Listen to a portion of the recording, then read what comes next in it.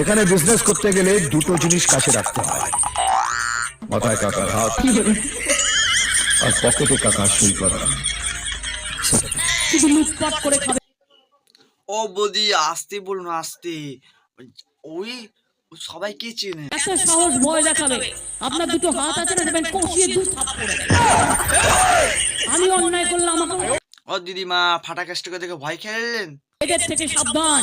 দিদিমা কেন? সিএম এর হাড় মাদ্রা এগুলো এখন বিজেপি করে।